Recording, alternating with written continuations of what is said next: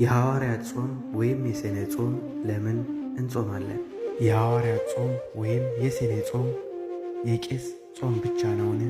የሐዋርያት ጾም ወይም የሰኔ ጾም ለምን ሁሌ ሐምሌ 5 ይፈታል? እነዚህን ጥያቄዎች ሰፋ ባለ መልኩ እናያቸዋለን። ሁላችሁም ለማያውቁ ሰዎች ሸር በማድረግ አድርሱልኝ። አንደኛ፣ የሐዋርያት ጾም ለምን እንጾማለን?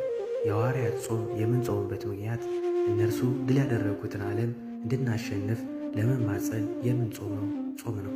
ሌላው ደግሞ ቅዱስ ሐዋርያት ጌታችን ምሳሌ አድርገው እንደ ጾሙ እኛም ደግሞ እነርሱ አርአያ አድርገን የምንጾመው ጾም ነው። በስተመጨረሻም የሐዋርያትን በረከት ለመላበስ በማሰብ ይህን የሐዋርያት ጾም እንጾማለን ማለት ነው። ሁለተኛ፣ የሐዋርያት ጾም የቄስ ጾም ብቻ ነውን የሚለውን ጥያቄ ሰፋ አድርገን እናያለን። ብዙዎቻችን የሐዋርያት ጾም ለቄሶች ብቻ ነው የተሰጠ ሲባል እንሰማለን።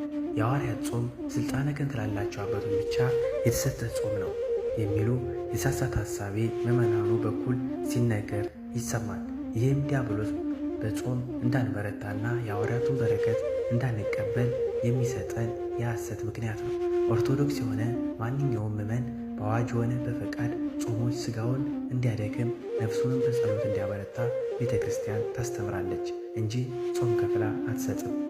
ሰማያዊ ሀገር ያለን እኛ ኦርቶዶክሳውያን የዚህ ዓለም ትግልና ግብራችን ሰማያዊ ኢየሩሳሌም ለማግኘት የመጨነቅ ላይ ነው እንጂ ሥጋዊ ፈተናን አሳልፈው የሚሰጡ ምክንያቶች መሆን የለበትም። ስለዚህም የሐዋርያት ጾም ማንኛውም ዕድሜው ለጾም የደረሰ ምዕመን ይጾመው ዘንድ የሚገደድበት የአዋጅ ጾም ነው እንጂ ለካህናት ተብሎ የተከፈለ ጾም አይደለም። የሐዋርያት ጾም ለምን ሁሌ ሐምሌ 5 ይፈታል? የሐዋርያት ጾም መግቢያው ቀን የተለያየ ቢሆንም መፈቻው ግን ሐምሌ 5 ነው።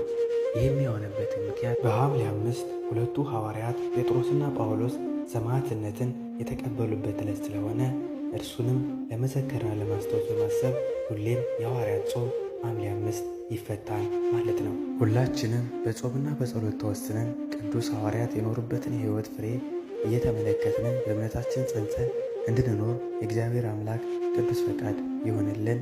አሜን።